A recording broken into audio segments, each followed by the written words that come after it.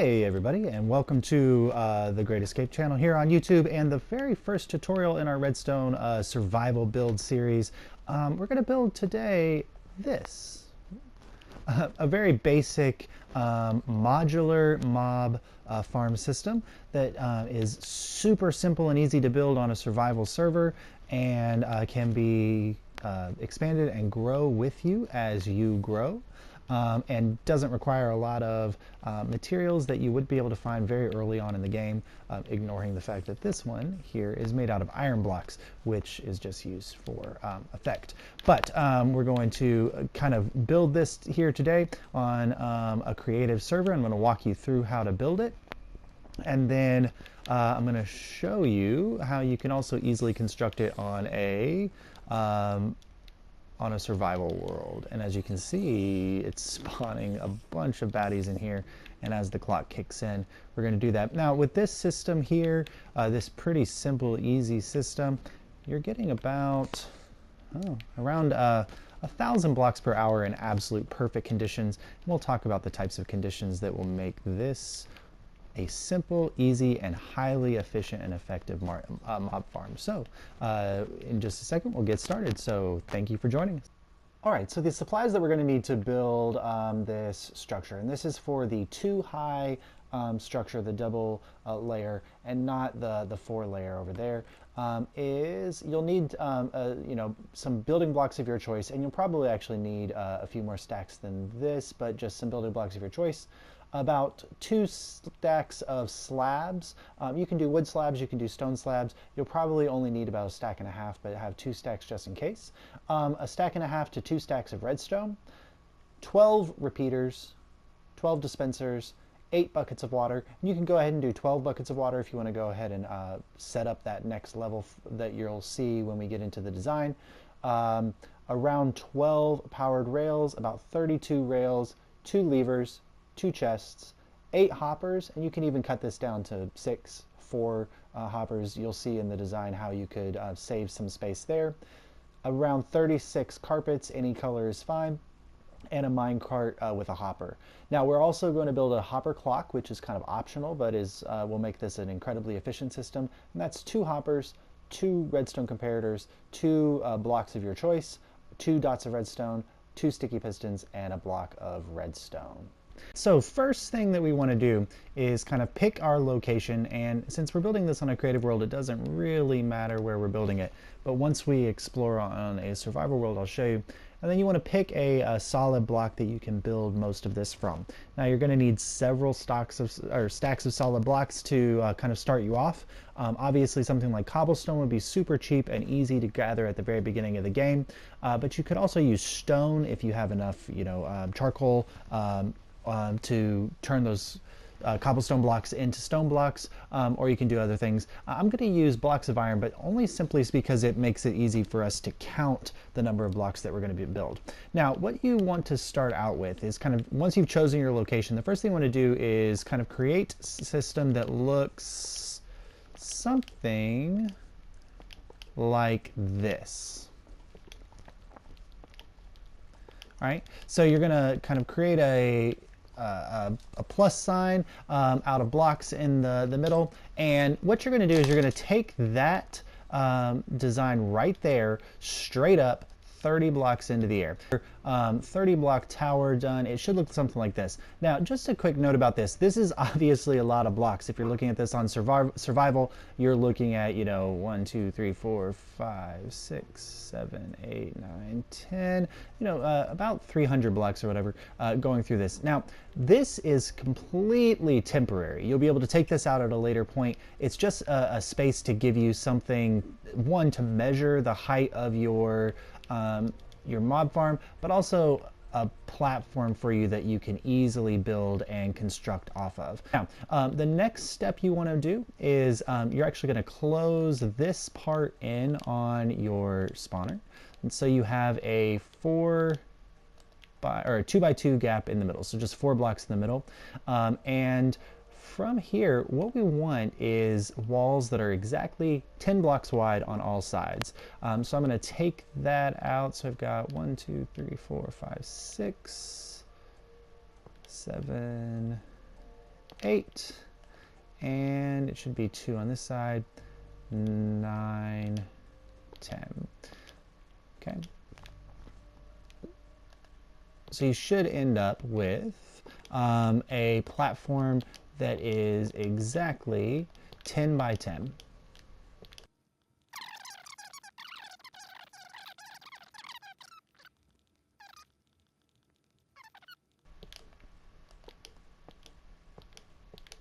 All right, so our first level is done, and this is our actual spawning platform. Now, the last little piece to finalize this is we will need a dispenser with a bucket of water in each of those 4 corners. So all you gotta do, crouch, place that dispenser.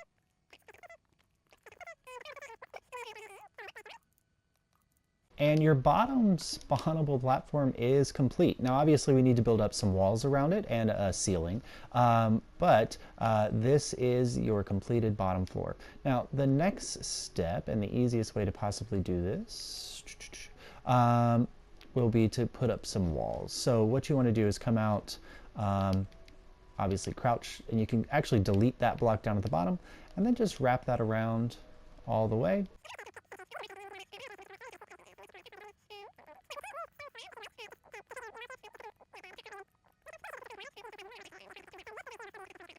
All right, and then we want to make that a second block high. And again, trying to build this as close to how you would have to build it on survival as possible. So not trying to fly around. All right, so now we have a 2 tall wall going all around, and this is our completed space. Now, to do the roof, all you got to do is come in here, and as I said, this is completely stackable and modular. So this is kind of how I prepare for the next level. But if you only want to have 1 level on your spawner, it's not going to be the most efficient spawner in the world. But this is how you do that. So this is creating our roof, but it's also creating the floor for the next level of the spawner, which will be below.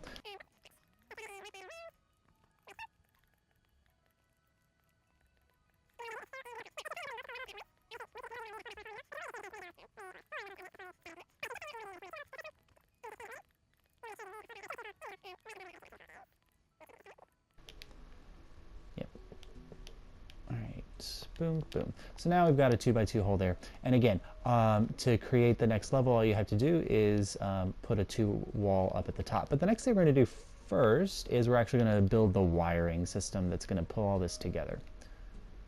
All right, our next step is going to build the wiring that powers those bottom droppers. The first thing you want to do is kind of decide what is the front of your mob spawner. And as we can see right now, flying up here, right now all the sides are exactly the same. So it doesn't really matter which one you decide is the front, so it completely will fit into whatever method you want to do. But I'm going to treat this side right here as my front. So what I want to do is I'm going to need to pillar up. So here I've got this space, which is right there. So I need to come out 1, 2, 3 blocks. So 1, 2, 3.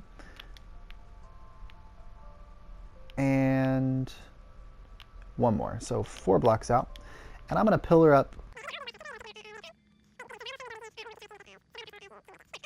So here we are, and we are level with the our dropper system here. Now this is going to be the front of our build, and so the easiest thing we can do is we want this block right here, so you can break that one.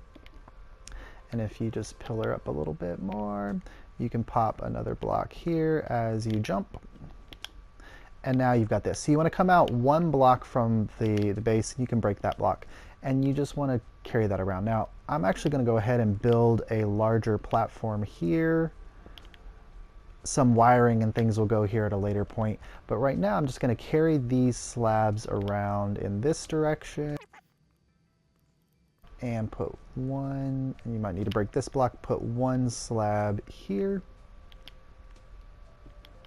You can replace that block, and then carry this way, and then place another slab here. All right. Now, you can go ahead and if you'd like to, you can go repeater with dust, dust, dust, dust, dust. I think this is the midpoint. Yep. Repeater, dust, dust, dust, dust. Repeater, dust, dust, dust, dust, dust, dust, dust, dust, dust. And then we're going to repeat that on the other side. So I'll be right back with you in a sec.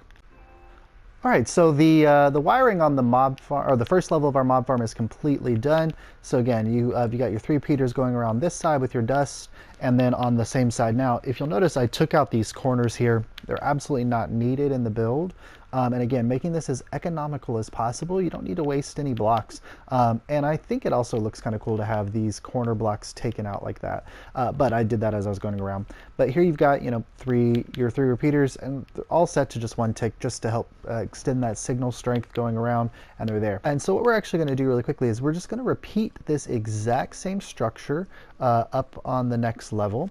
And the easiest way to go about, again, because we are building this in survival mentality or survival mindset, is, I can't pillar, is to, if you pillar up here like this, you'll notice that this little overhang here and that one are 1 block away from each other.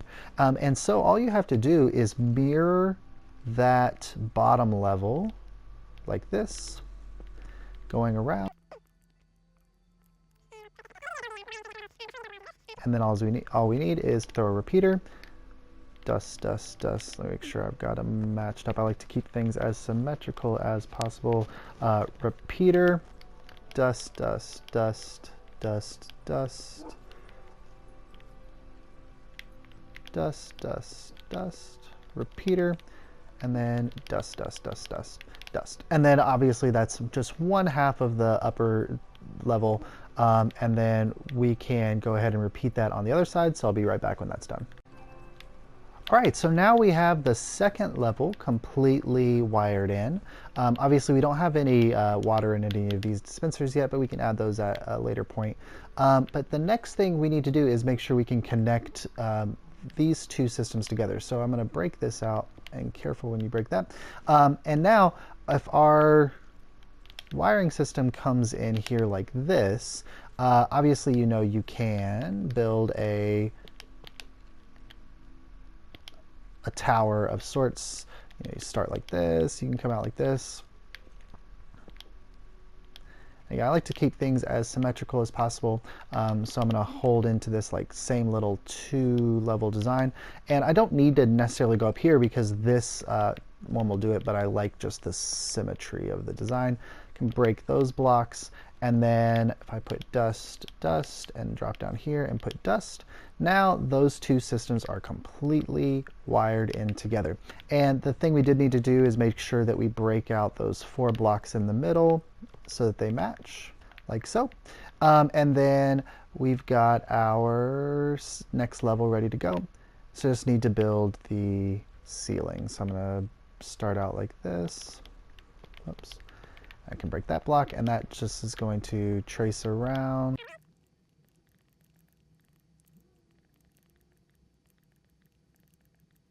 Like so.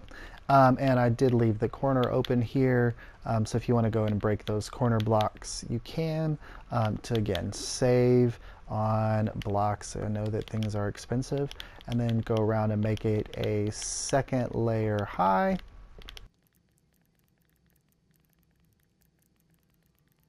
And then we're ready for the roof, which again, we want to do the exact same system of putting in a dispenser, so that at the point that we're ready for another level to this, we can easily add on and expand, because again, it's a completely modular system that will work. Whoops. So on survival, that would not have turned out as well. But it's a completely modular system that will work exactly the same for every level. All right, so now we've got our roof on our 2nd level put in, and I did also go through and make sure that I've got water in all of these buckets. Now the last little thing we want to, whoops, the last thing we want to do before we finalize this next layer is just double check to make sure we haven't gone over our limit on redstone, which I'm pretty sure that we have, so we might need to add a repeater in here as we go. But obviously we've got 1, 2, 3, 4, 5, 6, 7, 8, 9, 10, 11, 12, 13, 14. Yes, so we've gone over 1 on our the wiring. But the quick and easiest fix for this is just to add in a quick repeater here. So for each additional level that you go up, I recommend doing this with your repeater layout. So you've got, so it automatically doubles your repeater thing. And again, I like to keep things as uniform as possible. So obviously I'm flying around like it's creative mode here, but you can also just throw in, whoops, a repeater there, and also a repeater, whoops, a repeater on that block as well. So now we're done with like our first thing. And now obviously on the one that I showed you earlier, let me zip back over here, we had gone up to 4 levels. And again, it's just a matter of repeating that exact same pattern every single time you go up. And you could build this thing 10 levels high if you'd like. And the higher you build it, the further you are away from the ground, the less mobs are going to spawn on the ground, the more mobs that are going to spawn here.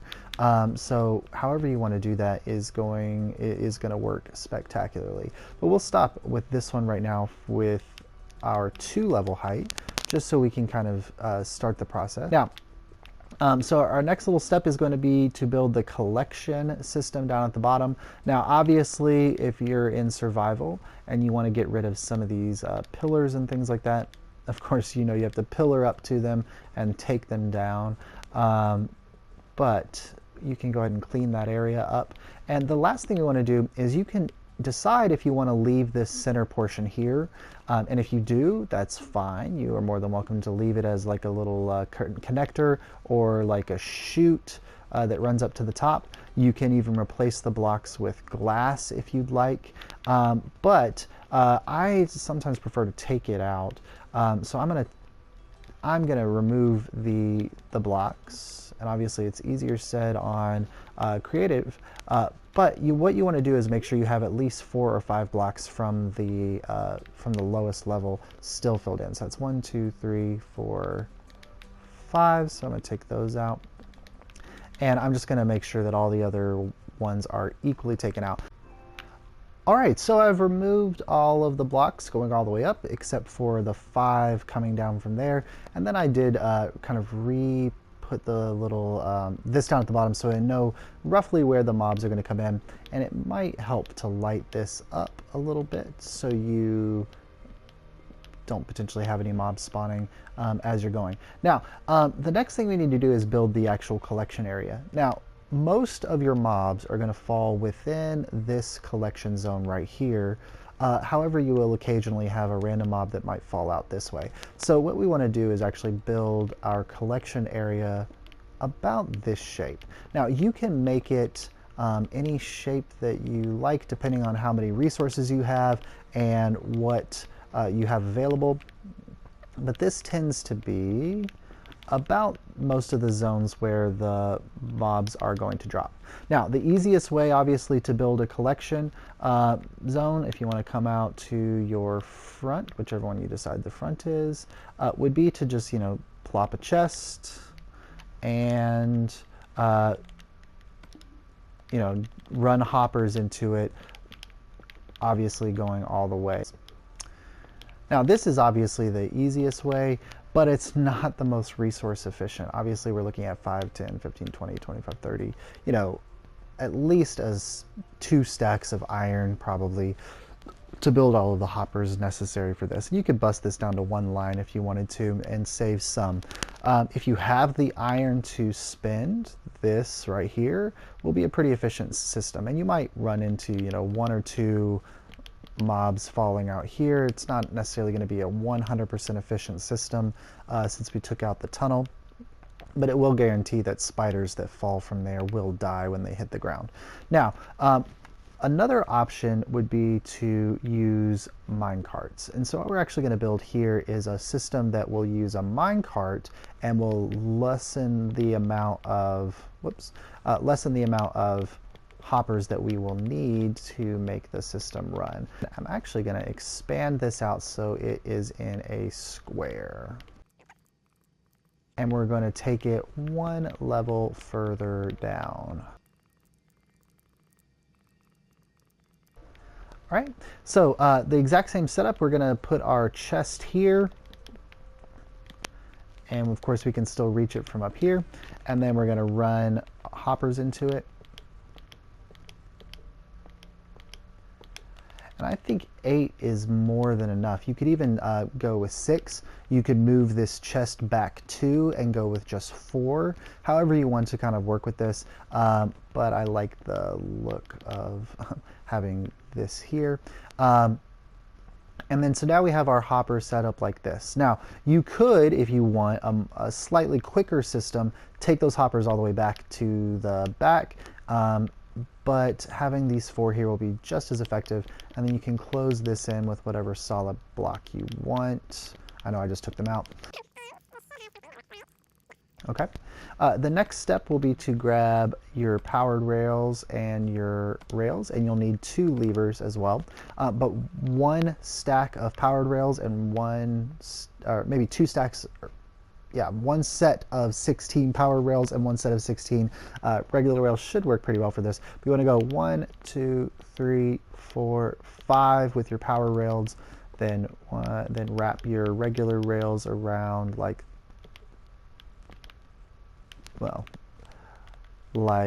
this. Just having a mess. Like that. And then you want to wrap those around like so. And then you're going to go 1, 2, 3, 4, 5 on your powered rails again. So you end up with something that looks like this. Now, here where we've got our power rail system coming in, like this, I'm going to go down 2 blocks, drop a lever, and power that on. And then I can cover that hole up. And then over here, same thing, drop a lever, power it on. And now we've got a working rail system. Now, if you were to go ahead and put a hopper minecart in this system, like so, it's going to go around, but you'll notice it slows down. This is kind of what we want. So in the event that it picks anything up, it does slow down over those little hoppers there, and it gives it a chance to completely unload. Now the hopper minecart unloads incredibly fast into those minecarts, so you don't even really need that slowdown, but this is not a problem. Now the one issue with using a minecart system like this is that occasionally when you unload the chunks and come back, the minecart will have stopped moving, but all you have to do to jumpstart it is to go in there and push it, and it'll kickstart away. Now let me actually break it. And then what we need to cover that up is just carpet of your choice, or carpet color of your choice. You can plop that right on the minecart track like so.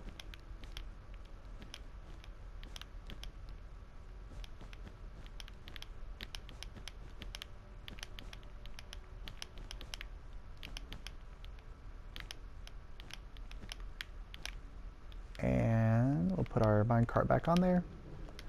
All right, and now we have a working system. So of course, anything that is thrown onto that carpet is going to get picked up at that minecart and then dumped into our chest system here. So what I'm going to quickly do is just kind of go AFK at this spot for about 10 minutes and come back and see what we've got, and I'll activate the system, and then I'll show you a quick and easy way that you can build a clock that will turn this into a completely functional 100% AFK mob farm that you can have running at any point. We'll also build an observation platform so that we can limit the zone around that you would potentially have as a spawnable background, and then we'll talk on a survival world about where are some excellent places that you could build a spawner like this. All right, we'll be back in about 10 minutes. All right, so 10 minutes has passed. Let's see how many mobs we've got waiting for us up here in our system. We've got looks like almost a full set of mobs. No spiders spawn, which is great.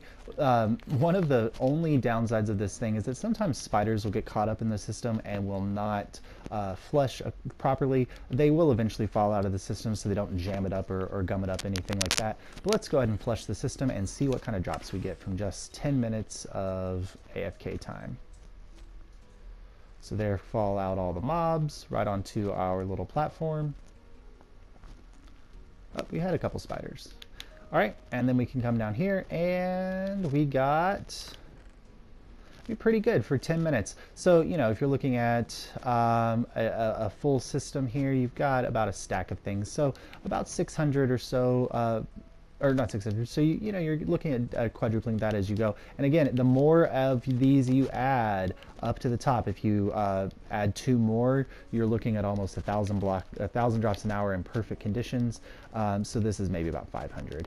So what we're going to actually build now is a hopper clock that will give you a constant feed that runs through here. So let's go back down to our little chest and grab the materials that we need to build that hopper clock. And again, that's 2 hoppers, 2 sticky pistons, a block of redstone dust, 2 blocks of your choice, 2 comparators, and a repeater. And we'll come up here and we will build our little hopper clock system. All right. So I'm going to pull this out a couple blocks like this. And again, if you're building this on survival mode, you can just, you know, do that. And then you're going to kind of come out here and come out this way. And what you want right on these 2 blocks are 2 hoppers that are pointing into each other. So, you know, crouch click into the one and then crouch click in. So you got 2 hoppers that are pointing into each other. Now, on either side of those hoppers, you want a comparator coming out of those 2 like that. And then on the other side, you just want a, let me pop over here, you just want a block right there. Okay, and again, I'm building this like you would have to on survival by crouch clicking and doing all that stuff. So again, we want another block right there. So now we've got 2 hoppers, 2 comparators, and a block. And then I just want to plop another half slab there and there. And if you want to, you can go ahead and fill this in. So you've got a whole half slab system running there. Then you want a redstone piece of dust there and there. Then we want a sticky piston here and here. And then on one of those sticky pistons, go ahead and put a redstone block. Now, if you want to go ahead and check to make sure that your hopper clock works, just go ahead and chuck some items in there. And you see you get an output and the items are flowing into this hopper. Now, what this is going to do is once all of these items flow into this hopper, you see that it goes back and then the items will start flowing into this hopper. So let me go ahead and take those out. It'll be easier to take them out from this side. And then we've got that. Now, you will need 1 more comparator. I didn't put that on the list. So it is 3 comparators. You want another comparator off of one of these going this way. And so that's going to put a redstone output going out this way. And you can pop a repeater there and then just connect that up with the dust. And now you have a working clock system that's going to auto flush through. And what I recommend doing is putting about 32 items into the system, like so. And so what this is going to flush is about every minute you're going to go through a full cycle on your redstone system. So we got 1 click there and see it popped back over.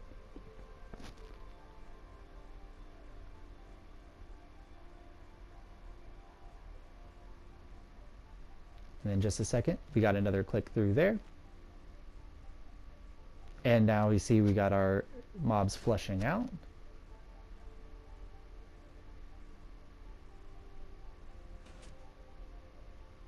And the reason we have this delay is in case there are any spiders there, they're going to bob around the entrance, but you'll see that they'll fall out a little bit later. So we have a slight delay of the water being in there before we flush it back out and clear the system. So now the water is going to be cleared, and now we have spawnable platforms again. Now, what I'm going to quickly do is just go AFK for about 5 or 6 minutes, and let me actually go and empty out this chest here so we can see.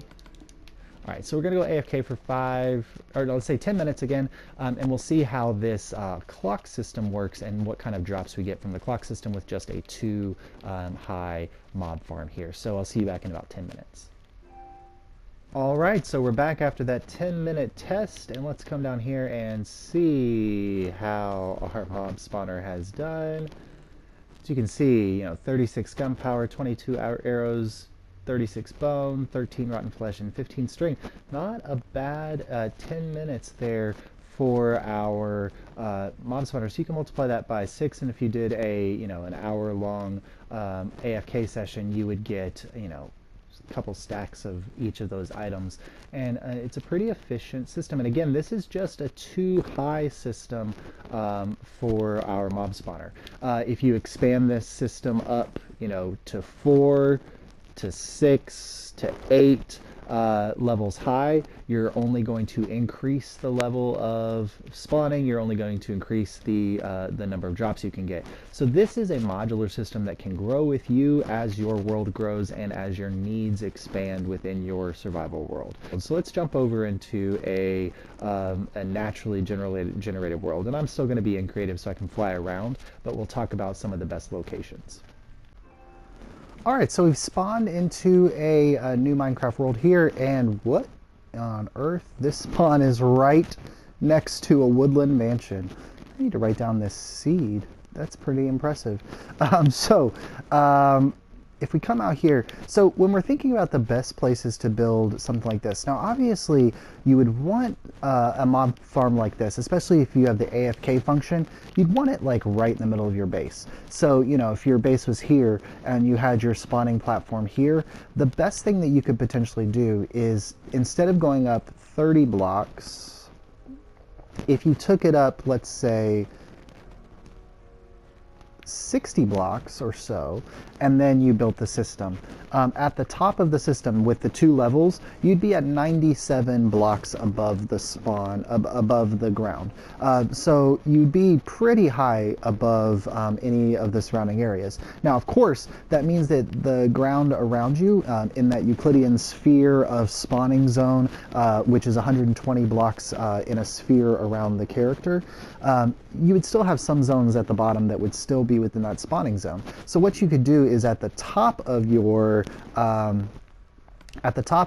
little contraption, if you're at 97 blocks, just go up 1, 2, 3, 4, 5, 6, 7, 8, 9, 10, 11, 12, 13, 14, 15, 16, 17, 18, 19, 20, so 117, 18, 19, 20, 21, 22, 23, 24, 25, and 26 or so. And then you could build a little AFK platform here that you could then rest at, and just put a ladder going all the way down to the ground that you can easily climb up, block yourself in, do whatever you'd like. And then you could sit here, and pretty much the only space that that would be spawnable would be your mob farm, and you would get the max benefit of those drops for your mob farm. Now, if you didn't want to build it way up in the air like that, the other best option for you would be to find something like this. So here we've got a wide open ocean, and if I go out, let's say here, I'm actually at the edge of the world. We're pretty far away from any land masses that are around, and there are I don't think there's any ocean. Let's see if there's any ocean monuments around here. There's night vision.